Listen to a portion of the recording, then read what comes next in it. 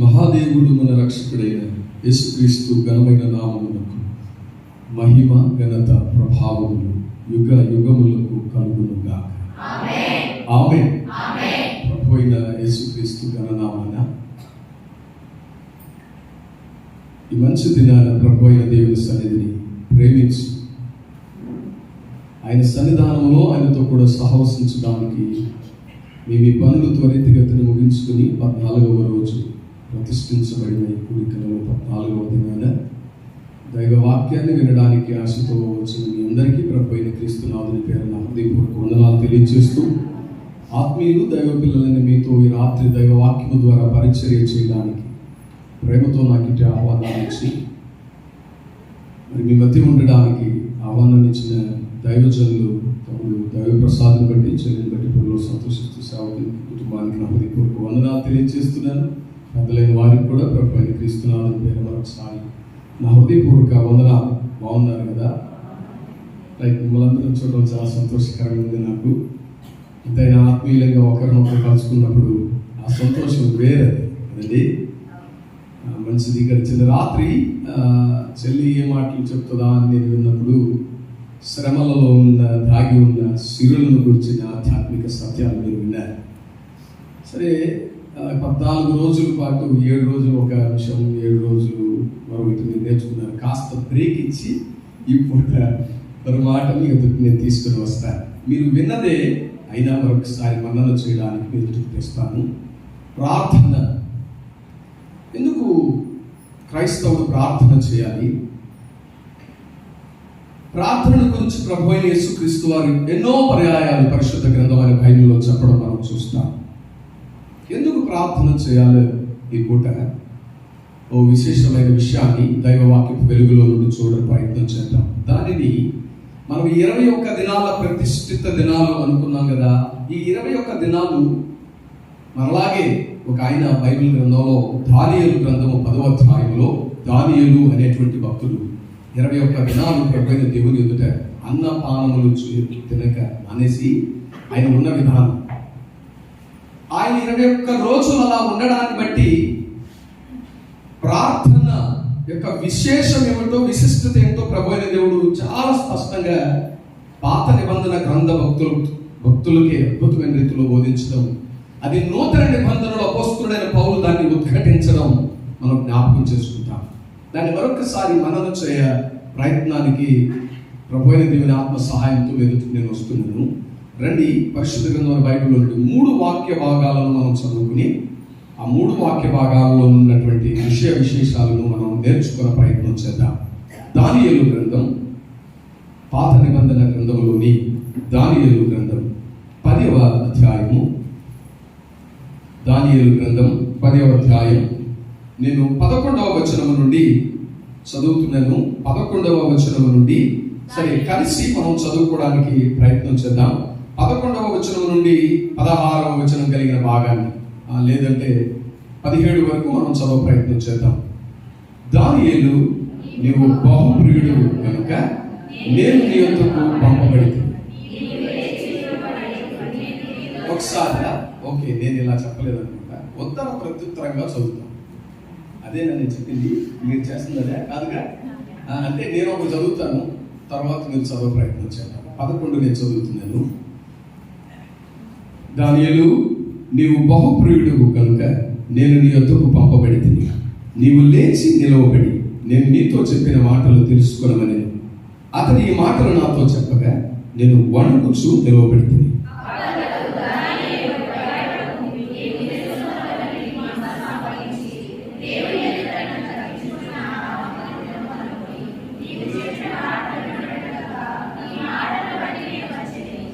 పారసీకుల రాజ్యాధిపతి 21 దినములు నన్ను ఎదిరించింది.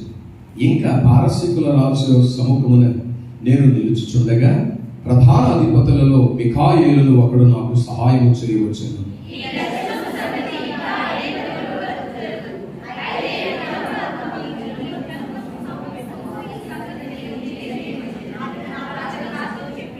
అతడి మాటలు నాతో చెప్పగా నేను నా ముఖము నేలకు వంచుకొని మౌనినైతిని.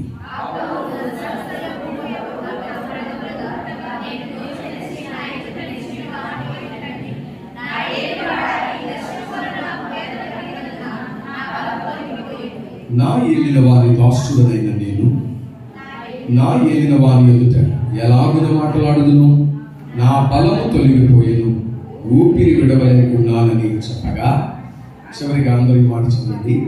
అతడు మరల నన్ను కొట్టి నన్ను బలపరిచి, నీవు బాహుబలుడకు భయపడకుము, నీకు శుభమవును కాక, ధైర్యము తెచ్చుకోమని నాతో చెప్పాను. అతడు నాతో ఇట్లనగా, నేను ధైర్యము తెలుసుకొని నీవు నన్ను ధైర్యపరచుతివి కనుక నా ఏలిన వాడమైన నీవు ఆజ్ఞ ఇవ్వమని చెప్పింది.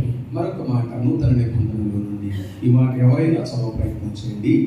తిమోతికి అపోస్తలుడైన పౌలు ద్వారా రాయబడిన మొదటి లేఖ 2వ అధ్యాయం మొదటి 2 వచనాలు. మనము సంపూర్ణ భక్తి మాన్యతయు కలిగి నెమ్మదిగాను సుఖముగాను బ్రతుకు నిమిత్తం అన్నిటికంటే ముఖ్యం మనుషులందరి కొరకు, రాజుల కొరకు, అధికారులందరి కొరకు విజ్ఞాపనలను, ప్రార్థనలను, యాచనలను, కృతజ్ఞతాస్తుతులను చేయవలెనని హెచ్చరించుచూ ఉన్నాను. తర్వాత చదవతలకి కింద మాట, ఇది మంచిది మన రక్షకుడగు దేవుని దృష్టికి అనుకూలమైనది అయి ఉన్నది. మరొక మాట చూద్దాం. ఎఫెసీయులకు పౌలు ద్వారా రాయబడిన పత్రిక 6వ అధ్యాయం 11వ వచనం. మీరు ఎదురించుటకు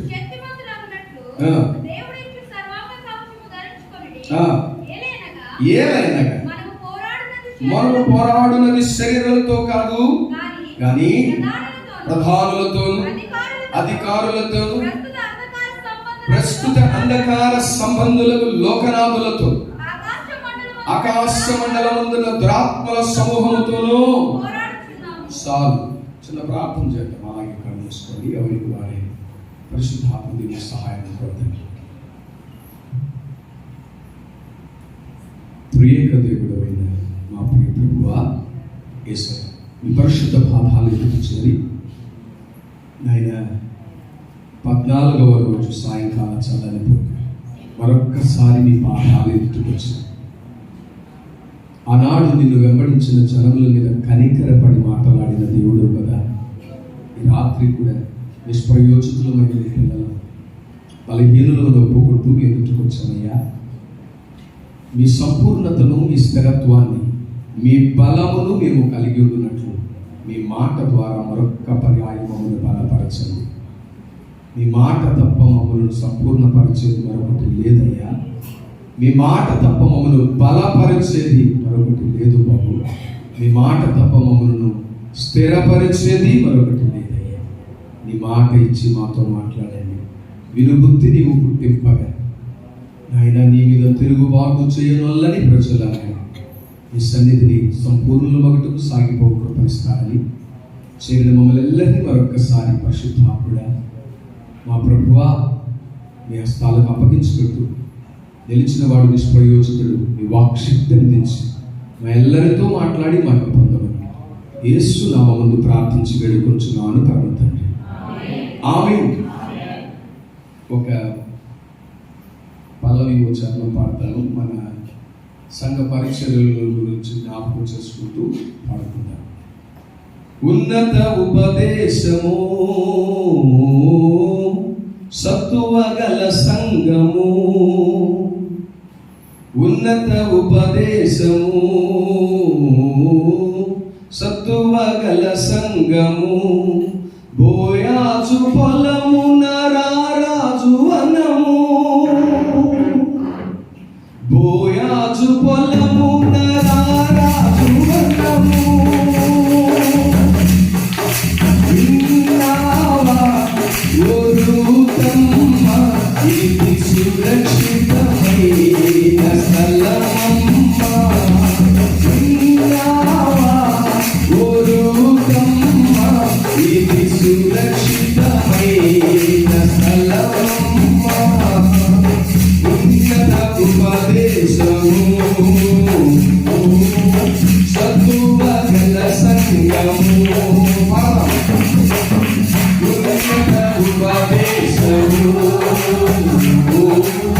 సత్తువగల సంగము ఆత్మల భారం ఆత్మాభిషేకం ఆనంద తైలం కలిగిన సంగం ఆత్మల భారం ఆత్మాభిషేకం ఆనంద తైలం కలిగిన సంగం పరలోక స్వరము ప్రియ యేసు పురము పరలోక స్వరము ప్రియ యేసు పురము విన్నావా ఓ రూపమ్మ ఇది సురక్షితమైన స్థలమమ్మ విన్నావా ఓ రూపమ్మ ఇది సురక్షితమైన స్థలమమ్మ ఉన్నత ఉపదేశము సత్తువగల సంగము ఉన్నత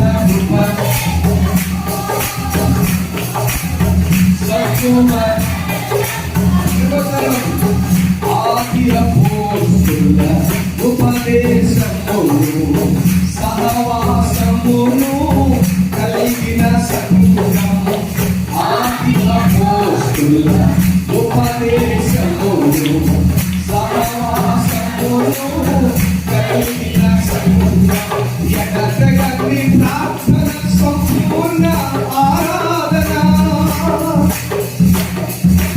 ఎడతెగక ప్రార్థన సంపూర్ణ ఆరాధన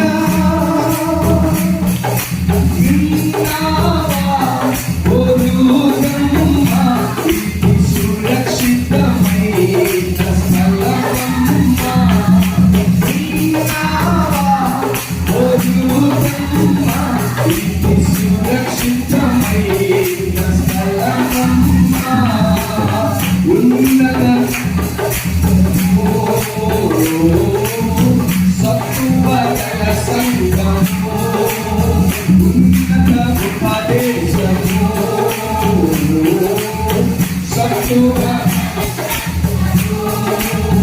యేసుని పిలుపు కోరిన భక్తులు క్రీస్తుకు సాక్షిగా నిలిచిన సంఘం యేసుని పిలుపు కోరిన భక్తులు క్రీస్తుకు సాక్షిగా నిలిచిన సంఘం జయ జీవితము దీనికి వరము జయ జీవితము దీనికి వరము విన్నావా ఓ రూపమ్మ ఇది సురక్షితమైన స్థలమమ్మ విన్నావా ఓ రూపమ్మ ఇది స్థలమమ్మ ఉన్నత ఉపదేశము సత్తువగల సంగము ఉన్నత సత్తువగల సంగము ఓయాదు పొలము తరారాజు వనము ఓయాదు పొలము తరారాజు వనము విన్నావా ఓ రూపమ్మ ఇది సురక్షితమైన విన్నావా ఇది సురక్షితమైన స్థలమమ్మ. దేవునికి మహిమ కలుగునుగా. ప్రభునందు ప్రియ సహోదరి సహోదరులారా, ఈ రాత్రి గడిచిన 13 దినాలుగా జీవం కలిగిన దేవుని వాక్యాన్ని భుజిస్తూ వాక్యములో బలపరచబడుతున్న వారులారా, ప్రభు అయిన యేసుక్రీస్తు వారు ఎన్నో విశేషాలు పరిశుద్ధ గ్రంథమైన బైబిల్లో ఆయన సశరీరుడిగా సంచరించిన దినాలలో తనను వెంబడించిన తన జనాంగంతో ఉద్ఘాటించడం, ఉపన్యాసించడం, హెచ్చరించడం, సలహాలు ఇవ్వడం, సూచించడం, ఎన్నో విషయాలు మనం చూస్తూ వచ్చాం. దానిలో ప్రాముఖ్యంగా ప్రభువైన యేసుక్రీస్తు వారు కలిగి ఉండమని కోరింది ఒకటి ప్రాముఖ్యమైనది. అది ఏమిటంటే ప్రార్థన. యేసుక్రీస్తు వారు ప్రార్థనాపరుడా అని ఆలోచిస్తే బైబిల్లో ఎన్నో నూతన నిబంధనలో, సువార్తలలో ఎన్నో పర్యాయాలు ఆయన ప్రార్థనా జీవితాన్ని పరిశుద్ధాత్ముడు ఆవిష్కరించడం మనం జాగ్రత్తగా చూస్తాం. దానిలో ఓ తలంపు మాత్రం ఎదుటికి తీసుకుని వస్తాను. కారణం, ఏ దేవుడు ప్రార్థించమని కోరాడో ఆయన ప్రార్థన పరుడేనా అంటే, నేను ప్రకటించే దేవుడు మాటల మనిషి కాదు. దేవుడు పిల్లలు కేవలం ఆయన కోతల మనిషి కాదు, ఆయన చేతల మనిషి. దేవునికి స్తోత్రం కలుగునుగా. ఆయన క్రియాశీలకమైన వ్యక్తి. ఆయన కేవలం బోధించి ఎదుటివాడిని చేయండి అని చెప్పే దేవుడు కాడు. ఆయన తాను చేసి చెప్పేవాడే. ఈ రాత్రి నేను ప్రకటిస్తున్నవాడు, మనల్ని విమోచించిన వాడు. ఆయన పేరు నజరేయుడైన యేసుక్రీస్తు. రండి, మార్కు సువార్త 1వ అధ్యాయం 35వ వచనాన్ని మనం జ్ఞాపకం చేసుకుంటే, ఆయన పెందల కడలే లేచి ఇంకను చాలా చీకటి ఉండగానే బయలుదేరి అరణ్య ప్రదేశములకు వెళ్ళి ఏం చేస్తున్నాడంటే ఆయన అక్కడ ప్రార్థన. రండి మరొక మాట, లూకా సువార్త 22వ అధ్యాయం 39వ వచనం. తరువాత ఆయన వెళ్ళగా శిష్యులను వెళ్ళిరి. ఆ చోట చేరి ఆయన వారితో, మీరు శోధనలో ప్రవేశించుకుంటున్నట్లు ప్రార్థన చేయుడని చెప్పి నుండి వెళ్ళి, చాలు. ఏం చేస్తున్నాడు ఆయన?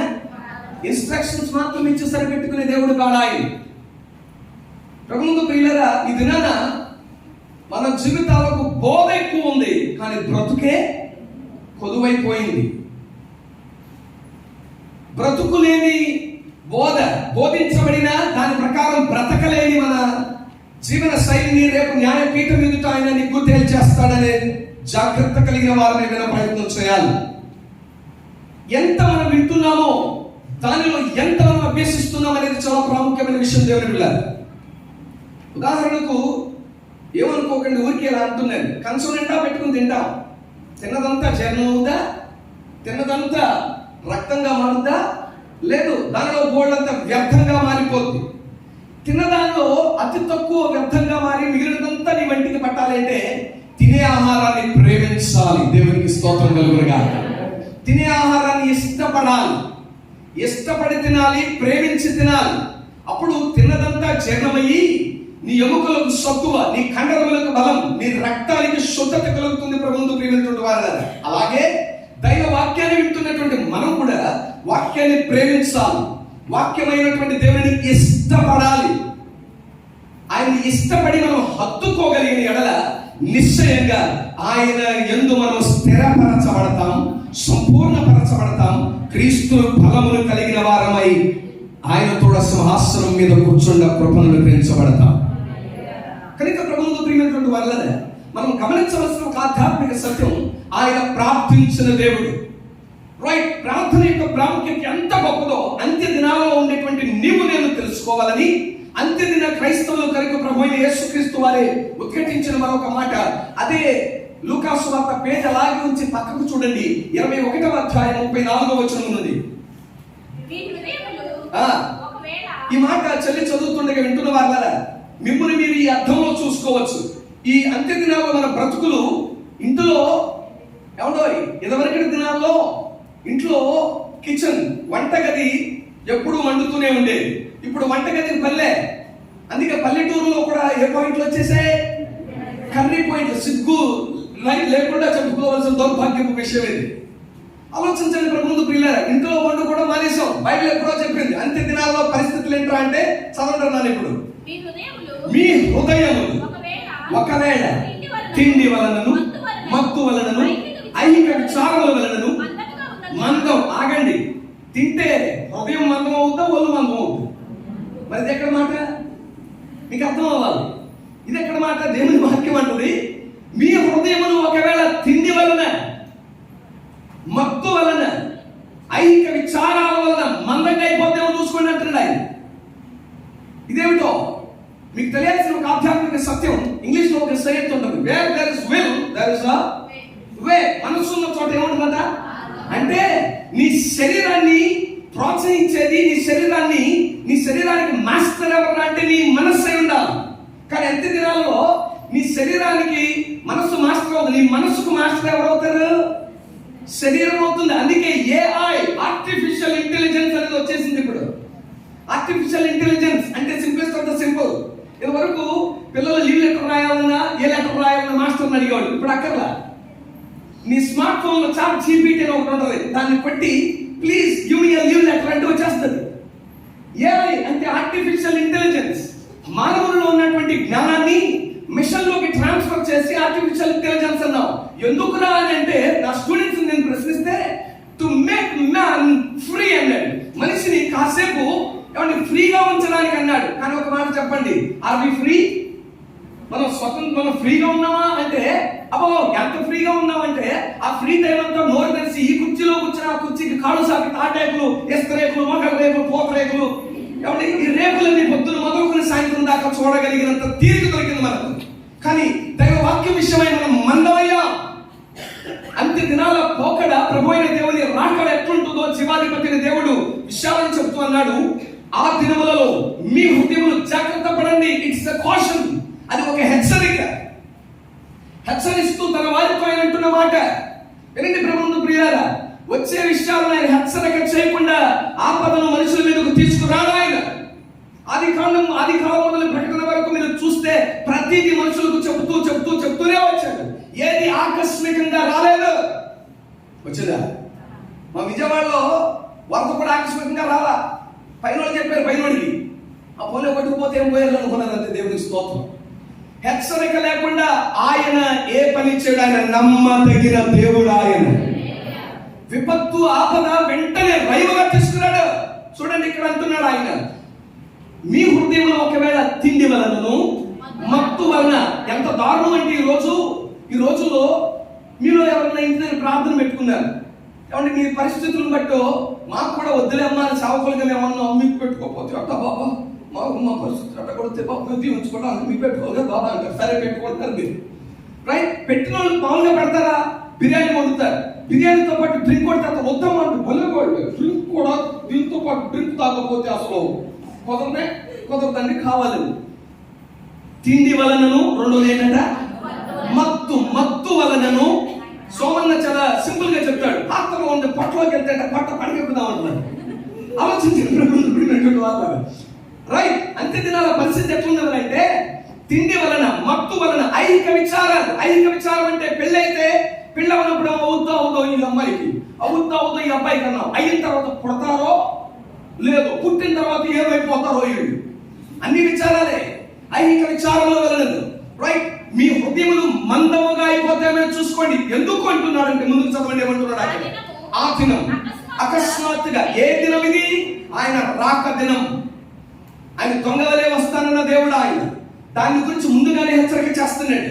ఆ దినం ఆకస్మికముగా మీ మీదకు ఉరి వచ్చినట్లు రాకుండా మీ విషయమై మీరు జాగ్రత్త ఉండండి. ఒక మాట మీతో చెప్తా వినండి.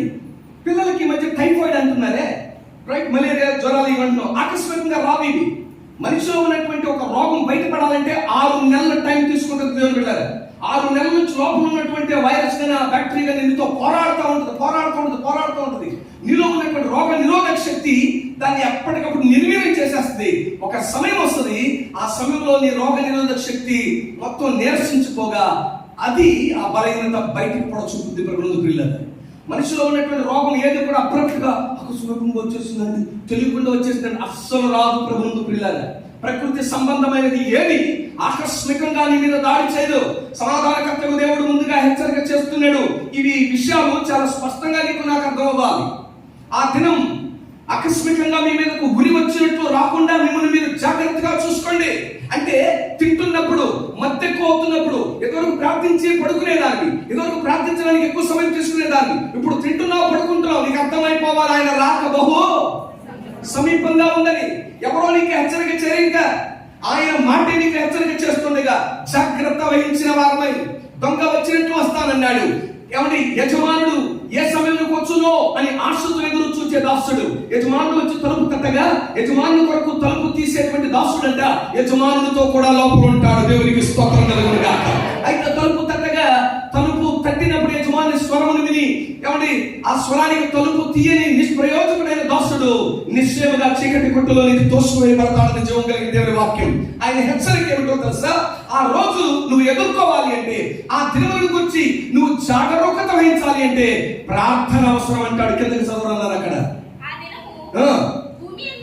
భూమి అందంతటా, అది విజయవాడ మీదకే కాదు, ద్వారపుడల మీదకే కాదు, ప్రపంచంలో ఆ దిశ ఆ దరి మొదలు ఈ దరి వరకు, తూర్పు నుంచి పడమల వరకు, ఉత్తరం నుండి దక్షిణం వరకు ఉన్న వారందరి మీద అంటున్నాడు అకస్మాత్తుగా వచ్చును. కాబట్టి కాబట్టి అనే మాట వాడాడు అంటే అది లింకర్స్ అంటాం లాంగ్వేజ్ లో. దేర్ఫోర్ అంటే కొన్ని మాటలు కలిపే మాటలు అవి. దేర్ఫోర్ అనేది లింకర్. కాబట్టి అంటున్నాడు ఇవన్నీ నువ్వు తప్పించుకోవాలి అంటే ఇది కాన్సన్ట్రేట్ చేయాలి. ఏంటది? మీరు జరగబోవు వీటన్నిటిని తప్పించుకొని మనుష్య కుమారుని ఎదుట నిలవబడడానికి శక్తి గలవారగునట్లు ఎల్లప్పుడూ చెప్పండి ఎల్లప్పుడు ఏం చేయాలంట? ప్రార్థన. ఒకవేళ నువ్వు చచ్చిపోయినా ఆ దినాన చనిపోయినా ఆయన బోర ఊదినప్పుడు మృతులు మొట్టమొదట ఆ లేచే గుంపులో నువ్వు ఉండాలంటే చచ్చేలోపు నువ్వు ఏమై ఉండాలి? ప్రార్థన పరురాలవై ఉండాలి. ప్రభువును ప్రియులారా, నీ ప్రార్థన ఆధ్యాత్మిక జీవితమే నిన్ను నిద్రలోంచి మేల్కొల్పుతుందనే ఆధ్యాత్మిక సత్యాన్ని ప్రభువుని దేవుడు స్పష్టంగా మాట్లాడుతున్నాడు అక్కడ. ఆ దినమును వీటన్నిటిని నువ్వు తప్పించుకోవాలి అంటే ఏం చేయాలంటున్నాడు ఆయన? ప్రార్థన. వీటినెల్లను తప్పించుకున్నట్లు మెలకువ కలిగి ఏం చేయాలంటాడు ఆయన? ప్రార్థన. మెలకువతో ప్రార్థించాలి. ప్రార్థనకు ఒక నిర్దిష్టమైనటువంటి సమయం ఉండాలి. ఆ సమయం ఉన్నటువంటి మనం ఒక సమయాన్ని విధించుకుని ఆ సమయం ముగించడానికి ప్రయత్నం చేయదు. కొనసాగించనివ్వండి. ప్రభువుకు ప్రియమైనటువంటి వారలారా, సమయం సమీపిస్తున్న కొలది ఆయనతో సహవాసం మరింతగా మనకు ఉండాలంట. మనం ఒక విషయాన్ని ఆలోచన చేస్తే ఏమండి, హానోకు అనేటువంటి వాడు కొన్ని దినాలు కొంత దూరమే నడిచాడు ఆయనతో, మరి కొన్ని దినాలు మరి కొంత ముందుకు వెళ్ళాడు. ఆ తర్వాత దేవదేవుడు నడిపిస్తూ ఎక్కడికి తీసుకెళ్ళిపోయాడు, ఎక్కడికి వెళ్ళిపోతున్నాడు ఏమంటే హానోకు అర్థం కాలేదు. తీసుకువెళ్లే వారికి అర్థమైపోయింది. తీసుకువెళ్ళిపోయాడు. దాన్ని దాటేసాం కొడుక, మరలా తిరిగి వెనకకు వెళ్ళే అవకాశం. దేవునితో నీవు నేను అనుదిన సహవాసంలో ఉంటే సమాధానకర్తకు దేవునితో నిత్య నివాసంలో ఉండే గొప్ప భాగ్యాన్ని మనం కలిగి ఉంటాం. ప్రార్థన అనేది ఒక రాత్రిలో పుట్టుకొచ్చేసే విద్య కాదు. ప్రార్థన ప్రతి దినం నీవు నేను అవలంబించుకోవలసిన ఆధ్యాత్మిక సత్యం. ప్రార్థన పరుడైన నా దేవుడు ప్రార్థన యొక్క ప్రాధాన్యతను అంత్య దినాలలో క్రైస్తవుడు కలిగి ఉండవలసిన ప్రాముఖ్యమైన ఆయుధం, కలిగి ఉండవలసినటువంటి తీటైన సాధనం, నీవు నేను దేవుని సన్నిధిలో ధైర్యంగా నిలబడడానికి మనల్ని నిలబెట్టగలిగింది అంటే ప్రార్థన. ఆయన్ని ఎదుర్కోగలగడానికి నీవు నేను ధరించవలసిన ఒక ఆధ్యాత్మిక సుగుణం ఏమిట్రా అంటే ప్రార్థన. ప్రార్థన వలన తప్ప ఎవడును ఆయన ఎదుట ధైర్యంగా నిలబడలేడు. ఆమేన్. నిన్ను నన్ను నిలబెట్టగలిగేది ప్రార్థనా జీవితమే. వాక్యం ఏంటంటే ప్రార్థన ఆయన ఎదుట సింహాసనాసీనుడైన వారి ఎదుట మనలను ధైర్యముగా నిలబడడానికి శక్తివంతులుగా చేస్తుందంట. అది ప్రార్థన. ఎందుకో చెప్తాను. అసలు ప్రార్థన అంటే ఏంటి? సింపుల్ టర్మ్స్ లో చెప్పాలంటే దేవుడిలారా, ప్రార్థన అనగా దేవుడు చేసే ప్రతి పనిలో నా జోక్యాన్ని కోరుకోవడమే ప్రార్థన. మన జోక్యాన్ని సృష్టికర్త అయిన దేవుడు కోరుకోవడమే ప్రార్థన. అంటే ప్రార్థన విలువ అర్థం కాక మనలో నసుకుడు ఎక్కువ. ప్రార్థన అంటే విసుగు చెందిపోతాం. ప్రార్థన అంటే పాటలు పాడమంటే గంటల తరబడి పాడతాం, వాక్యం చెప్పమంటే వాక్యాన్ని వినమంటే వింటాం, ఆరాధించమంటే ఆరాధిస్తాం. ప్రార్థించడం అనగానే నీళ్లు నవ్వడం మొదలు పెడతాం దేవుని బిడ్డలారా. కానీ నీకు అర్థం కావాల్సింది ప్రార్థన అంటే అర్థం తెలుసా? ఆయన చేసే ప్రతి పనిలో మన జోక్యాన్ని కోరుకుంటాడు. అది ప్రార్థన. ఇది ఎలా ఉంటుందో చెప్తా, జాగ్రత్తగా వినండి.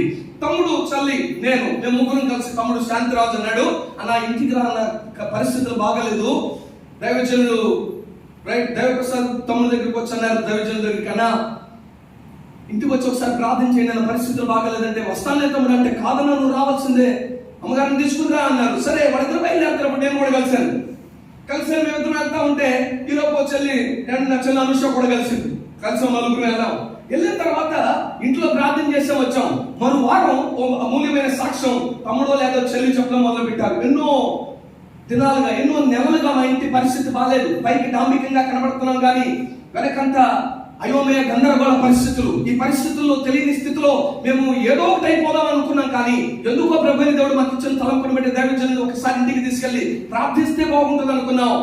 అయ్యగారు ప్రార్థన చేశారు, అన్న ఇలా వచ్చారు, అన్నయ్య వచ్చాడు, అనుష చెల్లి వచ్చింది, అమ్మగారు వచ్చారు. ఇలా అనగానే ఆ తర్వాత తమ్ముడు సాక్ష్యం అయిపోయిన తర్వాత ఎప్పుడు యథావిధిగా ఆదివారం ఆరాధన ముగిసి వెళ్ళిపోతా ఉంటే అందరూ వెళ్ళిపోయినట్టు మీరు ఎవరో ఆగి, ఏమన్నా మన పేదకి వెళ్తాం, మీకు గుర్తు రాలేదు నీకు? ఏమన్నా డాక్టర్ గారు, ప్రసాద్ గారు, అన్ని చోట్లకి అయితే మేము కావాలి, మీకు ఇక్కడికి మాత్రం మమ్మల్ని మీరు పిలవరు. ఎందుకు మీరు అలా అడిగారో తెలుసా? ఆ సాక్ష్యంలో ఎవరి పేరా చెప్పట్లేదు, మన పేరు రాలా. ఆ రోజు ఎక్కడి నుంచో వచ్చిన తేజాబాబు పేరు వచ్చేసింది, అనపర్తి నుంచి వచ్చిన అనుష పేరు వచ్చేసింది. ఒకరు అనపర్తిలో ఉన్నామని పుచ్చుకెళ్ళారు, కానీ దగ్గర నేను మాత్రం గుర్తు రాలేదు. ఇంటికి ఆ పక్కన ఉన్నాను, కుడి పక్కన ఉన్నాను, ముందు ఉన్నాను, అనుకున్నాను. అమ్మా ఎనగానే పలుకుతాను నేను, అమ్మా ఎనగానే పలుకుతాను నేను. వదిలేసి మమ్మల్ని ఎందుకు పిలుస్తారేమ్మా? నీ బాధ ఏంట్రా అంటే అక్కడికి వెళ్ళుంటే సాక్ష్యం ఏమొచ్చేది? ఆలోచించు దేవుని బిడ్డలారా. నలుగురు ముందు ఒక వ్యక్తి సాక్ష్యం ఇచ్చి ఒక పేరెత్తితేనే నీకు ఎంత పండగ అయిపోతే, కోట్ల కొలది సమూహం ఎదుట, దేవదూతల ఎదుట ఆయన నిన్ను పిలవగా దేవదూతలు ఎస్కాట్ గా నీ వెనక నడిచి వస్తున్నప్పుడు నిన్ను ఎత్తుకుని వస్తా ఉంటే నీ మహిమ ఎంత గొప్పగా ఉంటుందో. హల్లెలూయా. ఇది ఎవరికి దక్కుద్ది అంటే ప్రార్థన పరులకు దక్కుద్ది ప్రభువుకు దేవుని బిడ్డలారా. ఆ రోజు అంటాడు, ఇదిగో ఫలానా వేములపల్లిలో ఈ వ్యక్తి రక్షణ, ఆ వ్యక్తిని చూపించి ఈ రక్షణ వెనుక ఉన్నటువంటి స్వరాలు ఎంతమందివో తెలుసా లిస్టు చూపిస్తే నీ గుండె ఆగిపోతా. ఆ రోజు నీ గుండె ఆగిపోతే ఎందుకన్నానో తెలుసా? ఆ రోజు దైవజనుడి స్వరం కూడా వినపడతా. ముందు రోజు ఏమన్నా తెలుసా? ఇదిగో ఫలానా ఇంటికి మేము ప్రార్థనకి వెళ్తున్నాం, ఫలానా చోటుకి వెళ్తున్నాం, వస్తావా అని ఎంతమంది అయితే ఫోన్ చేశారో, ఎంతమంది అయితే కబురు పెట్టారో, ఎంతమంది అయితే వ్యక్తిగతంగా మాట్లాడారో వాళ్ళందరూ ఆ రోజు వింటారు కూడా ఆయన దగ్గర. అప్పుడు గుండె వాళ్ళకుంటారంట, అయ్యో ఆ రోజు మా దైవజనుడు ప్రార్థనకి మాతో కూడా కలిసి రమ్మన్నారు, ఆయనకి పనిలేదు మాకు పనిలేదా అన్నట్టు మేము దాటిపోయాం. కానీ ఎంత గొప్ప వైభవం మాకు ఆ దినాన్ని దొరుకుద్దని తెలుసుంటే మా పనులన్నీ పక్కన పెట్టి నిశ్చయంగా పోయేవారు అనుకుంటాం. ఈ పూట సమాధానకర్తకు దేవుడు మీతో చెప్తున్న మాట, ప్రార్థన అనగా ఆయన చేసే ప్రతి మంచి కార్యములో నీ జోక్యాన్ని కోరుకుంటున్నాడు. ఆమేన్. మీరు చాలా మంది అంటారు, ఎందుకు అన్న ఆ గురించి ప్రార్థన చేయాలంటే రావట్లేదన్నా, ఎందుకు అన్న ప్రార్థించాలని మనస్సు ఉంది కానీ ముందుకెళ్ళలేకపోతున్నానంటే నీ జోక్యం తూ అంటాడు ఆయన. అక్కడ కారణం, పిలిచిన నాడు నువ్వు పలకలేదు. ఆయనకి వినండి ఒక మాట, ఆయనకి సమర్థులతో పని లేదు. పిలిచినప్పుడు ఉన్నానయ్యా అనేవాడు చాలా. ఆయనకు దేవునికి స్తోత్రం కలుగునుగా. ఆయన పనిచేసినవన్నీ ఓటి కుండలేనండి, నిండు కుండలుగా మార్చగలిగినాడు ఆయన. దేవునికి స్తోత్రం.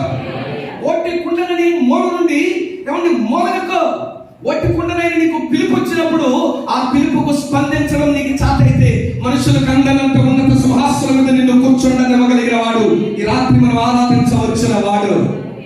ప్రార్థన యొక్క ప్రాముఖ్యత ఇది. అందుకే ప్రభువైన యేసుక్రీస్తు వారు మత్తయి సువార్త 6వ అధ్యాయం చూద్దాం రండి. 5వ వచనం ఏమంటున్నాడో ఒకసారి చదవండి. మత్తయి సువార్త 6వ అధ్యాయం 5వ వచనం.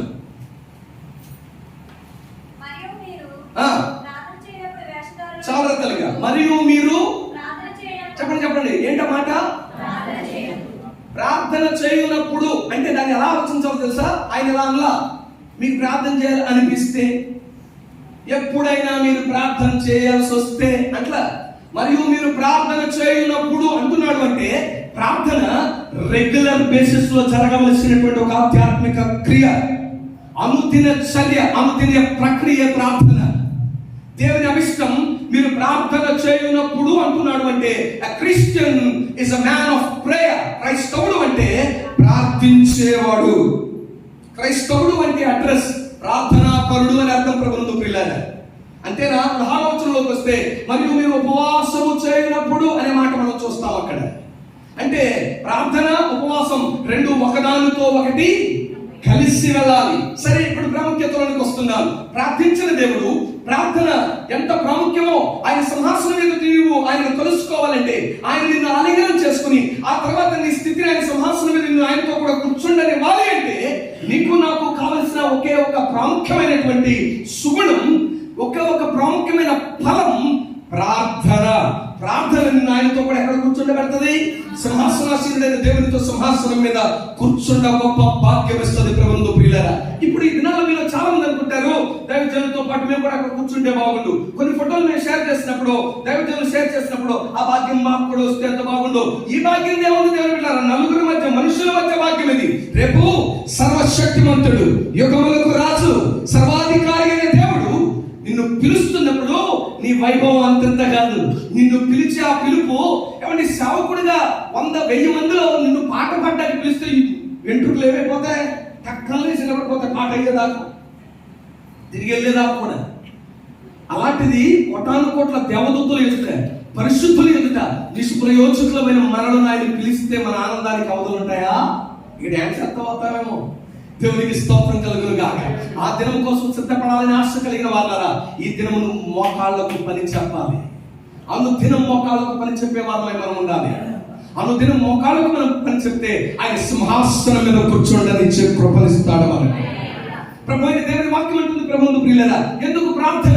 ప్రార్థించేవాడు ప్రార్థన సింహాసనంగా కూర్చోండి ఇస్తుంది అన్నటువంటి వాడు ఇంకేం చేస్తుంది ప్రార్థన? ఆ విషయాలే మీతో 3 విషయాలు చదివించారు. దానియేలు గ్రంథంలో 21 దినాలు ఆయన అన్నాడు. 10వ అధ్యాయం ప్రారంభ వచనాల్లో చెప్తాడు, నాకు బాధేసింది, మనో దుఃఖం అనిపించింది. ఆ భారం 21 దినాలు నేను తినకుండా ఉండేటట్టు చేసింది అన్నాడు. ఎంతకు ఆయన కలిగిన వేదనేంటి? ఎముకలలో కలిగిన బాధ ఏంటి? ఆయనకేమన్నా బలహీనత? ఆయనకేమన్నా రోగమా? కాదు. మరి ఎందుకు ఆయన బలహీనుడయ్యాడు? ఇంకొక మాట మీకు చెప్పనా, దానియేలు నువ్వు బహుప్రియుడు అన్నాడు. ఆ బహుప్రియుడు అనే మాట దావీదుకు వాడొచ్చుగా ప్రభు అయిన దేవుడు? బహుప్రియుడు అనే మాట ఏమండి ఇర్మీయాకు వాడొచ్చుగా? శివాధిపతి అయినటువంటి దేవుడు పోయి బహుప్రియుడు అనే మాట అబ్రహాముకే వాడొచ్చుగా? ప్రారంభంలో ఒకరికి ఇచ్చిన ఘనత ఇంకొకరికి దేవుడు ఇవ్వలేదండి. ఈ లోకంలో అయితే ఒకే అవార్డు ఎంతమందికైనా ఇవ్వచ్చు, ఇవ్వకూడదు.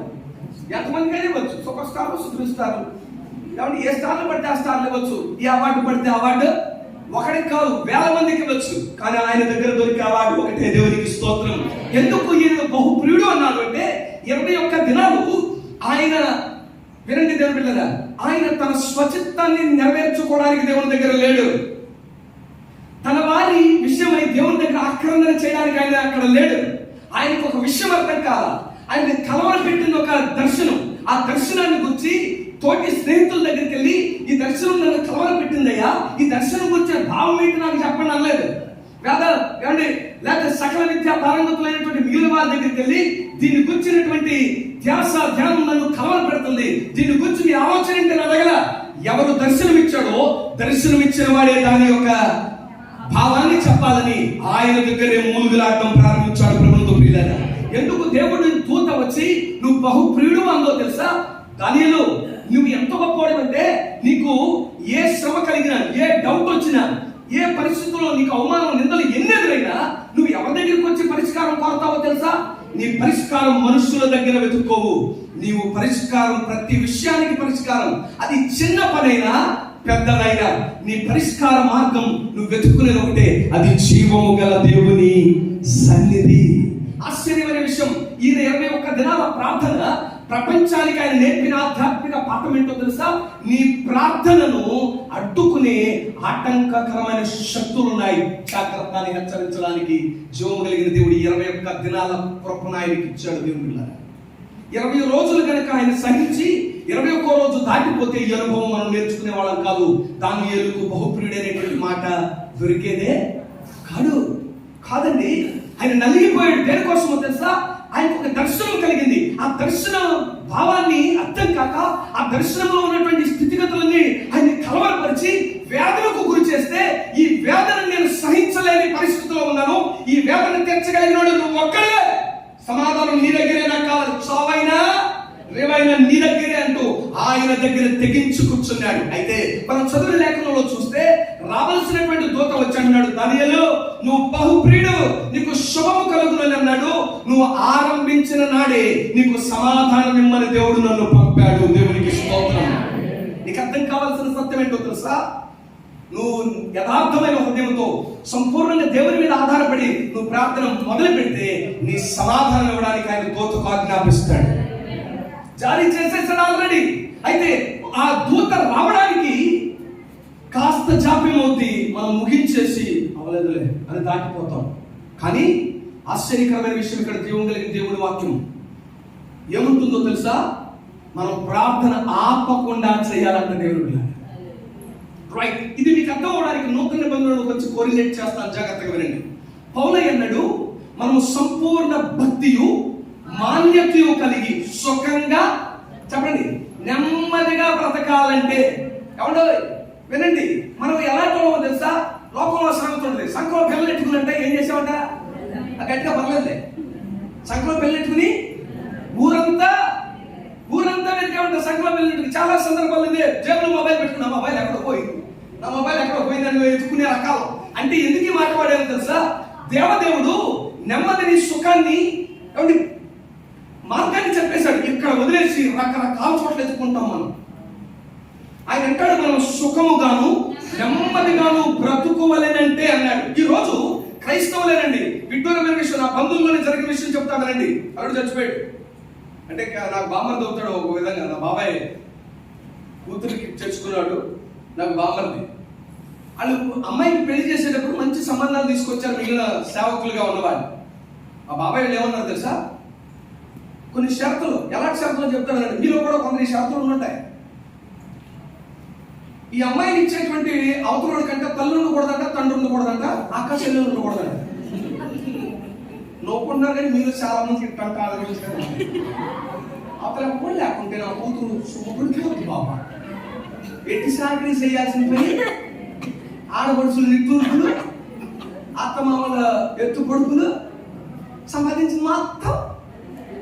కాబట్టి అంటే కూతురు కలిగింది నీకేమో, కూతురికి అమ్మా నాయన ఉండాలి, అవతరుడికి మాత్రం ఆ దేశం రేవంటుడు అయిపోవాలి. ఎలా అంటే సుఖం, నా కూతురు ఏమైపోద్దట? సుఖపడిపోద్ది. బైబిల్ అంటుంది, నువ్వు సుఖముగా నెమ్మదిగా బ్రతకాలంటే ఒకే ఒక్క మార్గం, అది ప్రార్థన.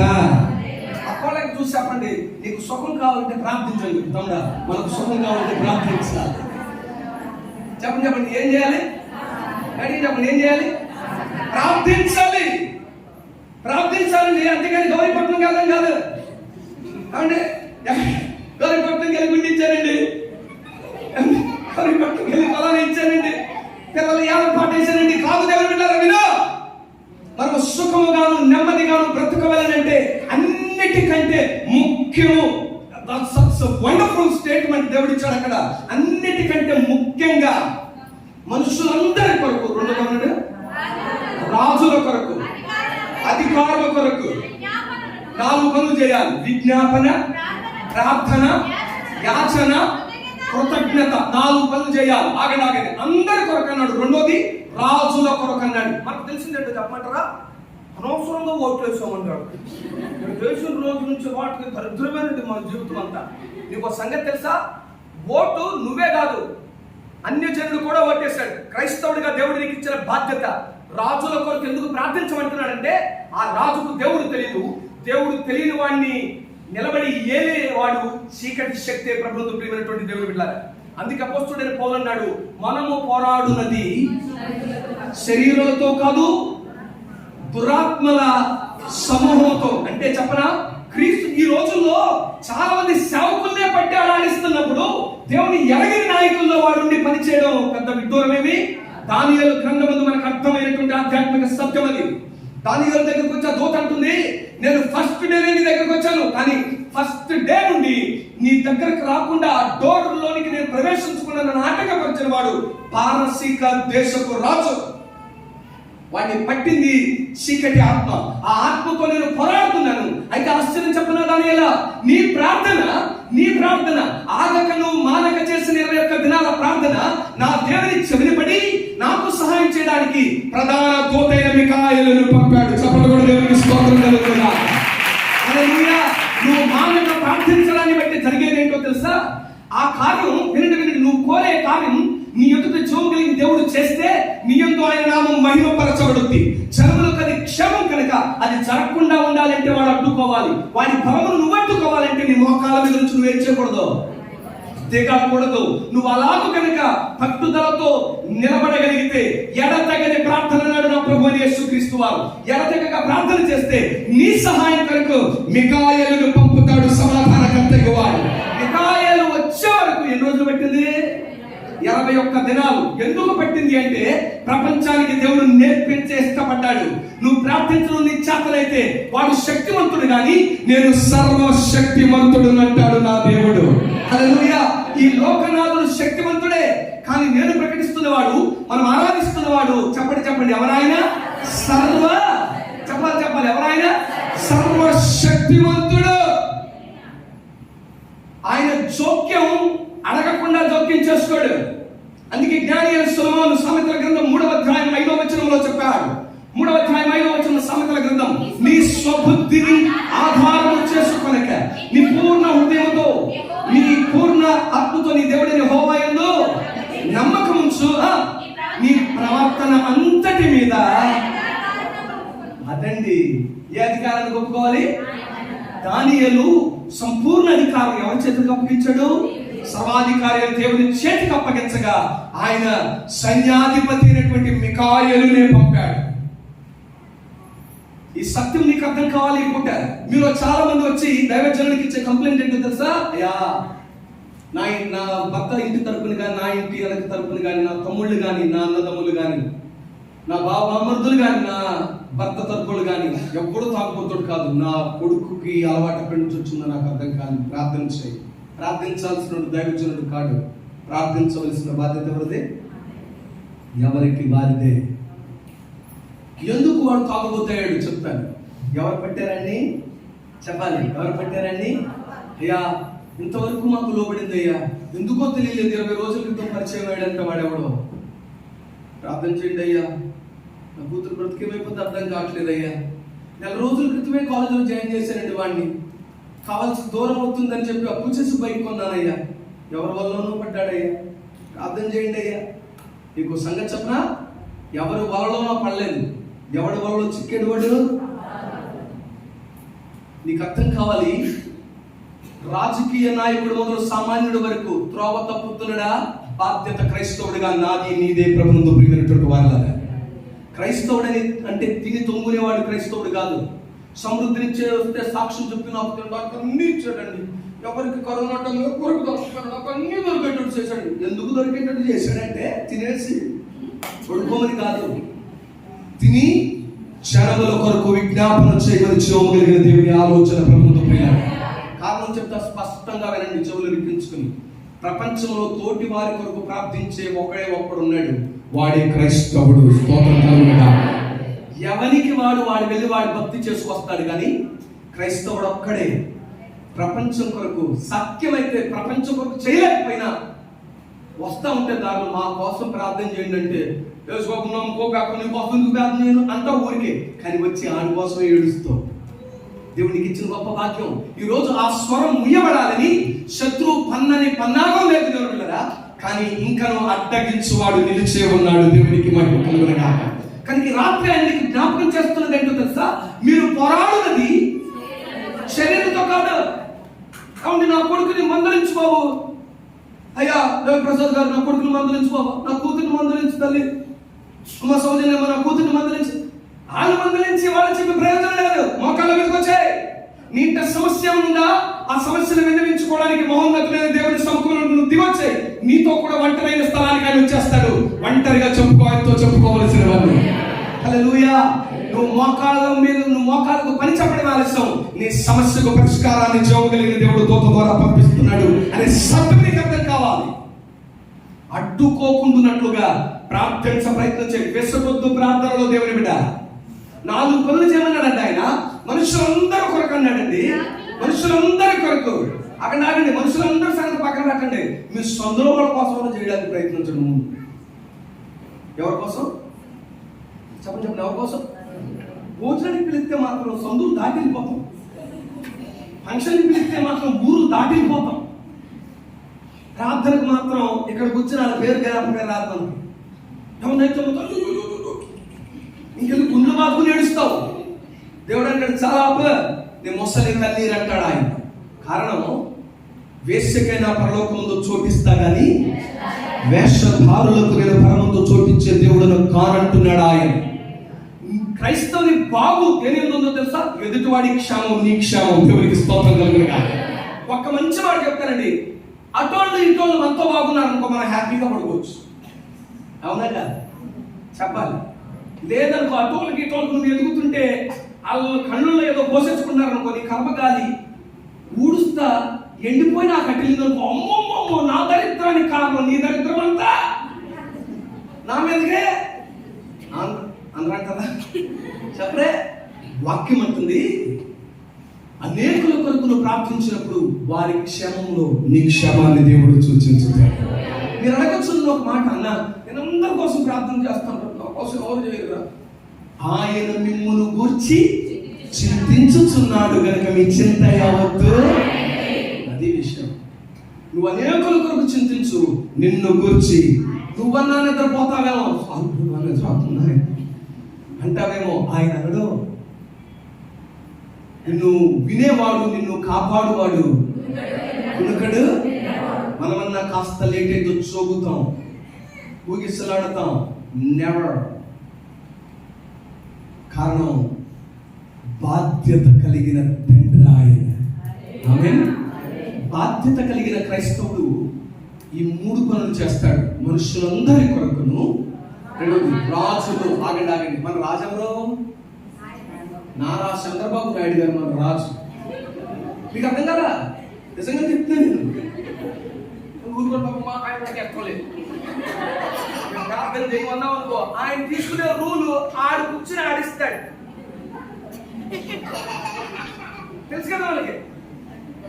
మనం పప్పెట్ షో చూస్తామే, ఇంకా ఆడిస్తాడే, వాడు ఆడిస్తాడు హ్యాపీగా.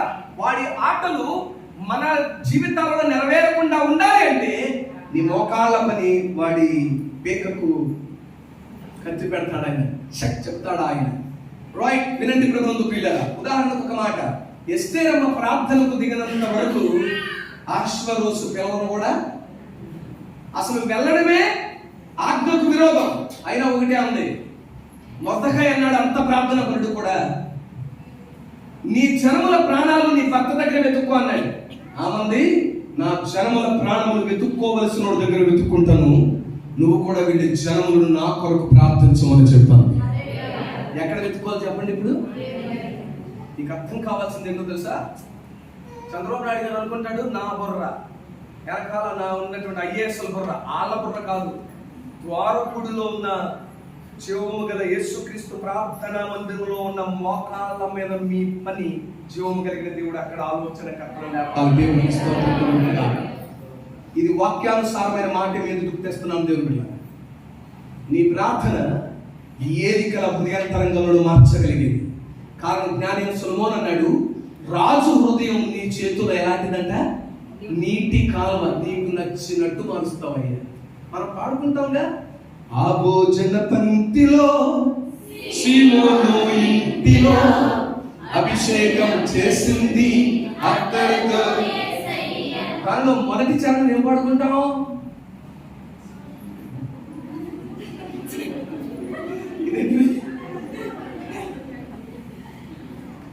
సరే, ఇది గుర్తులేదు, యేసన్న దగ్గరికి వెళ్దాం. రైట్, రాజు మనసును యూదా స్తుతి గోత్రపు సింహం అంటూ, రైట్, మొదటి చరణం ఏం పాడాడు ఆయన? నీ ప్రజల నెమ్మదికై రాజాజ్ఞ మార్చింది. ఆగండి, రాజాజ్ఞ మార్చిందా? ఆయన మొత్తకే ఎక్కడ ఎత్తుకోమన్నాడు? రాజు దగ్గర ఎత్తుకోండి అన్నాడు. రాజు అన్నాడు, నాకు తెలీదు, అధికారం మీ చేతికి ఇచ్చా, ఏలుకోండి అన్నాడు. ప్రార్థించడం నీ చేతనైతే అక్కడ కూర్చున్నది కేవలం బొమ్మే, నడిపించేది ద్వారపుడి సంఘం. దేవునికి స్తోత్రం కలుగునుగా. హల్లెలూయా. నిజం ప్రభువుకు దేవుడు అతిశయోక్తిగా చెప్పట్లేదండి. ఓ మూల నువ్వు ఉండి ప్రార్థన చేస్తే, ఓ సందర్భంలో మదనపల్లి రాజశేఖర్ గారు చెప్తున్నాడు, సాక్ష్యం చెప్తున్నాడు.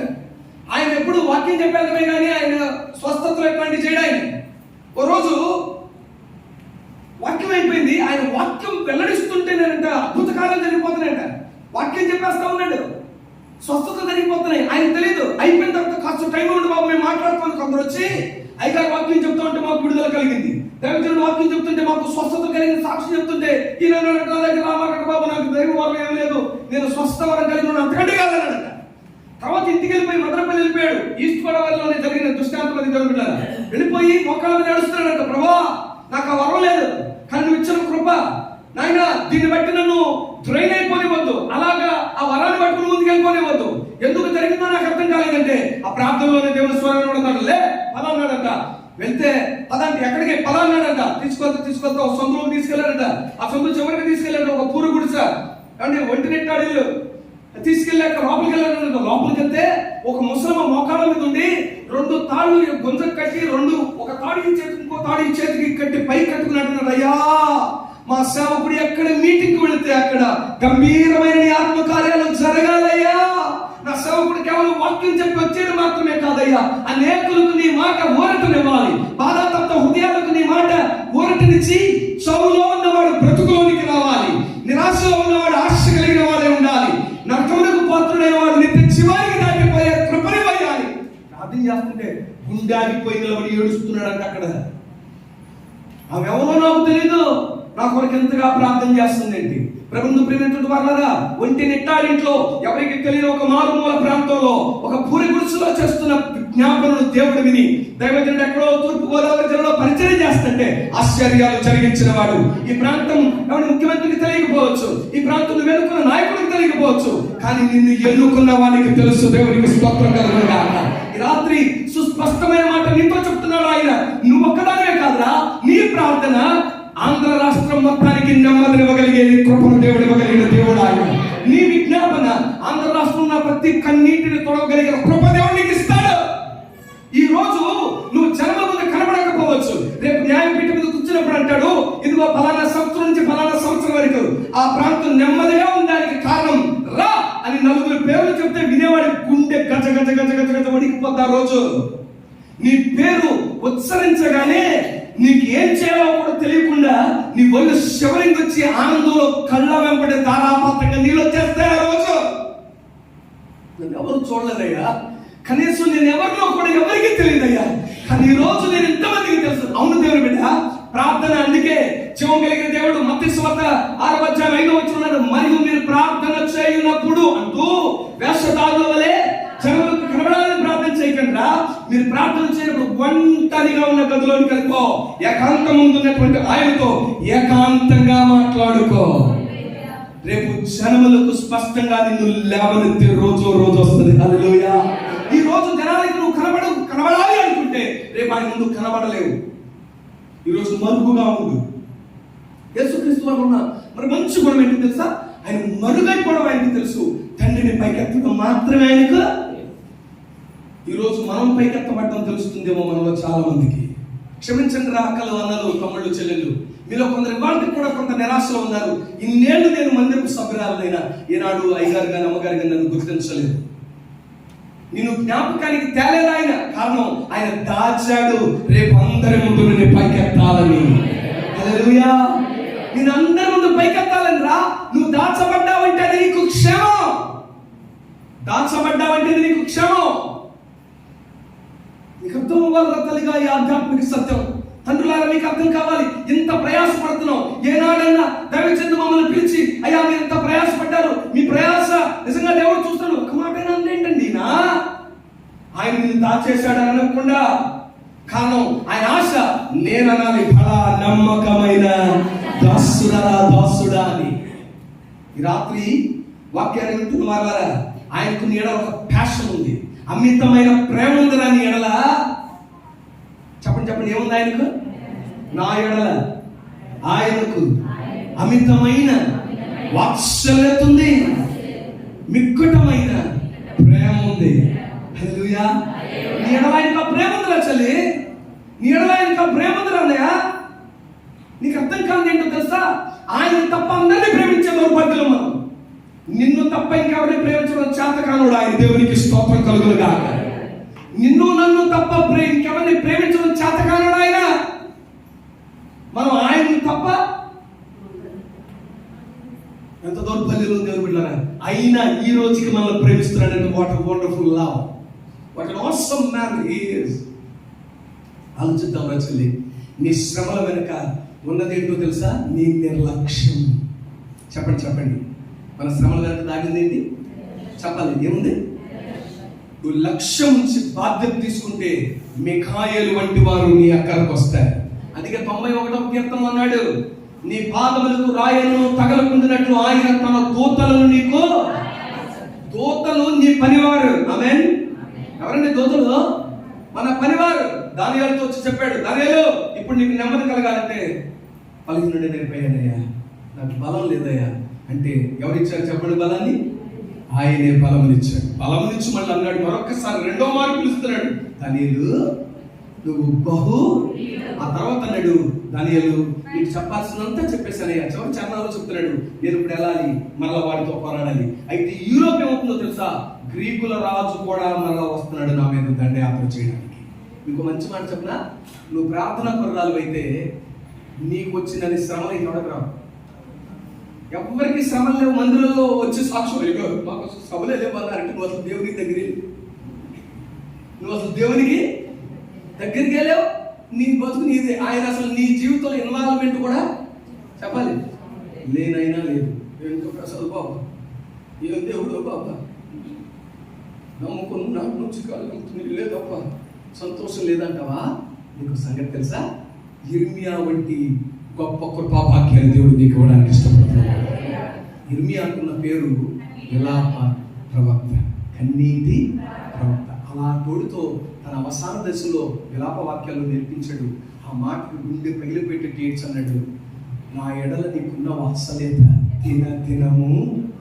అది అర్థం కాలేదు ఆయనకి, అర్థమయ్యి గుండె పగిలిపోయి అంటాడు, మన్నైన వాని ఎడల నీకున్న వాత్సల్యత దినదినము నూతనమవుతుంది. ఏంటయ్యా, ఎంత ప్రేమామయుడు అయ్యాలి. ఈ రాత్రి నీకు అర్థం కావాలని చెల్లి. ఆయన నిన్ను కోరేది ఒకటే, ప్రార్థిస్తావా? చెప్పండి, ఏం చేయాలి మనం?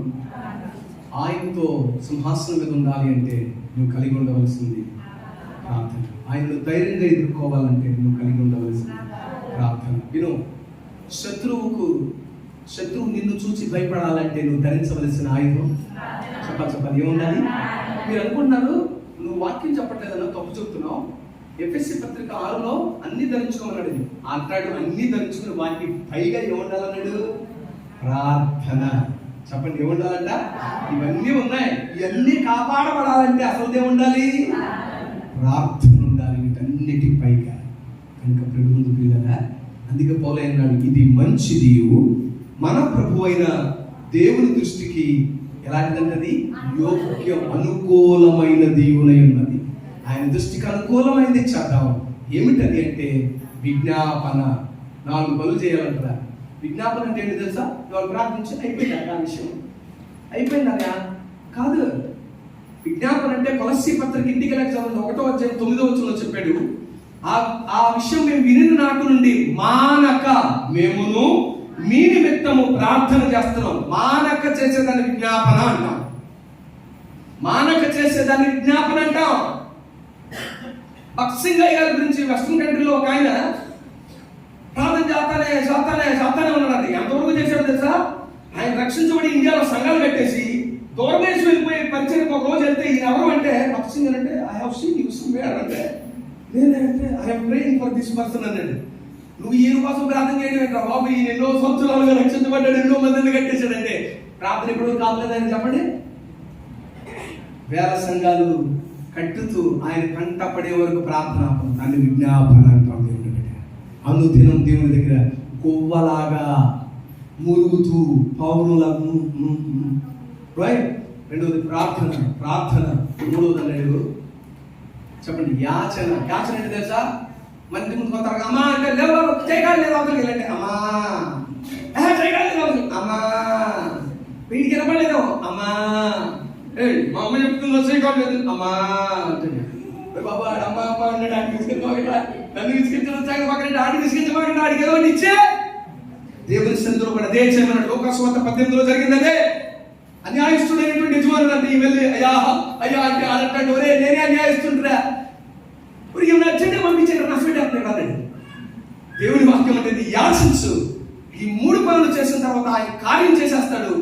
చేసినది కళ్ళవారో చూడక ముందే ఏం చెప్పాలి? చేసినందుకు స్తోత్రాలయ్యా అని చెప్పాలి. హల్లెలూయా. ఏం చెప్పాలి? చెప్పాలి ఏం చెప్పాలి? నన్ను కాపాడినందుకు, రక్షించినందుకు, వందనాలు. ఎప్పుడు? సాక్ష్యం వచ్చినప్పుడా? నువ్వు ప్రార్థించావా? ప్రార్థన ముగిసిన వెంటనే నువ్వు చెప్పాల్సిన, ప్రభా నువ్వు ఇచ్చినందుకు నీకు స్తోత్రాలయ్యా, నువ్వు జరిగించినందుకు నీకు. విశ్వాసం అనున్నది నిరీక్షించు వాటి యొక్క లేనివి ఉన్నవనుటకు రుజువు. ముగిస్తూ జ్ఞాపకం చేస్తున్నాను, క్రైస్తవుడు అనగా ప్రార్థన దేవుని ఎదుట మనలను శక్తివంతులుగా నిలబెడుతుంది. ప్రార్థన సాతానును మన ఎదుట నిలవకుండా చేస్తుంది. ప్రార్థన మనలను ఆయనతో కూడా సింహాసనాసీనులుగా చేస్తుంది. ఒక చిన్న మాట, తల్లులారా మీరు విన్నారో లేదు, తండ్రులారా మీరు విన్నారో లేదు, నీ పిల్లలు గాఢాంధకారంలోనికి దాటిపోవడం వెనక, దాటిపోయిన నీ పిల్లలను సక్రమ మార్గంలోకి తీసుకురాగలిగిన ఆ భాగ్యం, ఆ గొప్ప ధన్యత, ఆ అధికారం లోక అధికారుల దగ్గర లేదు, లోకనాథుల దగ్గర ఎప్పటి దగ్గర లేదు. నీ మోకాళ్ళకు పని చెప్పడం నీ చేతనైతే, వినువాడు విననేరకి ఉండున్నట్లు నా చెవులు. మనకు వాక్యం ఏమి తెలియదు, ఏమి వాక్యం అంతా ప్రజలు. కానీ మనలో ఉన్న దౌర్బల్యం ఏంటరా అంటే, చెప్పండి ఎలాంటి వాళ్ళం మనం? పెద్ద కొడుకులు ఆటవాళ్ళం తెలుసా? పెద్ద కొడుకుని తండ్రి భలే నమ్మాడండి. కొడుకు ఆశయండి బాబు నీళ్ళు అట్రా అన్నాడు. నాన్నే ఉంది డాడీ, రోజు నేనే అన్నాడు. చిన్నరాజు ఎలా పేరుగా నువ్వు చేయమని నాకు తెలుసు కదా, అయినా ఏదో మనసు అక్క చెప్తాను కదరా చేయరా అన్నాడు. ఎవరు చేసినారంట? చేసిందెవరో? మనం పెద్ద కొడుకులు అంటాం. అది అంతండి, ఇది అంతండి. చివరికి క్రియాపూర్వకానికి వచ్చేటప్పటికి నీకు సంగతి తెలుసా, మనది ఈస్ట్ గోదావరిగా, మన ఈస్ట్ గోదావరిలోనే మనోళ్ళు నాతో చెప్పిందండి తెలుసా. చాలాసార్లు చెప్పాను, మీ దగ్గర చెప్తాను, దానికి నాకు ధైర్యం ఉండాలి, అయినా చెప్తాను నా వాళ్ళని. మేము పెదాల్లో తప్పులు ఉండేస్తాం అనడం. ఈస్ట్ గోదావరి వాళ్ళు అంటే ఏంటనుకున్నారు మీరు అన్నాడు. బాబా చెప్పబాబా అంటే పెదాలలో పప్పులు ఉండేస్తాం అన్నాడు. అదే బాబు కృష్ణా జిల్లాలో ఊపిలో ఉంటుంది అంటే మేము పెదాల మీద ఉండేస్తాం అన్నాడు. పెదాల మీద ఉండేది ఏంటంటే అదంతా మార్చుకోవాలి అంటారంట. సాయంత్రం మీరు వెళ్ళే లోపే మళ్ళీ వచ్చే సంవత్సరం వచ్చేది అక్కడ అదంతా పట్టుకుని మర్చిపోయి సాయంత్రం మీరు వెళ్ళే అదే పెదాల మీద పప్పులు ఉండేటువంటి రైట్. లోకానికి అలాంటి సాక్ష్యాన్ని సంపాదించుకున్నాం. ఆయన దగ్గర మనకున్న సాక్ష్యం ఎలాంటిది పరీక్షించుకుంటూ ప్రభు అయిన దేవుని దగ్గర మనల్ని అప్పగించుకుందాం, ఒప్పుకుందాం. దేవుని దగ్గర ప్రార్థనాత్మ కలిగిన దానివల్ల నువ్వు జయశాలిగా దేవుని ఎదుట నిలబెట్టగలిగినది ఒకటి, ప్రార్థన అనే సహవాసం ఆయనతో నీకుంటే, ఆయనను పోలిన దానిగా, ఆయనను పోలిన వారిగా నీవు నేను మలచబడతా, మార్చబడతా, స్థిరపరచబడి సంపూర్ణపరచబడి క్రీస్తునందు రూపాంతరపు అనుభవంలోనికి నడిపించబడతా. అట్టి కృప యేసుక్రీస్తు మహిమ ప్రార్థన మందిరంలో మనందరికీ దేవుడు అనుగ్రహించుగాక. ప్రార్థన చేద్దాం. దేవుని నీ శ్రమల వెనక కారణం నీ అవిధేయత, నీ ప్రార్థన లేని, ప్రార్థన ప్రమిదలో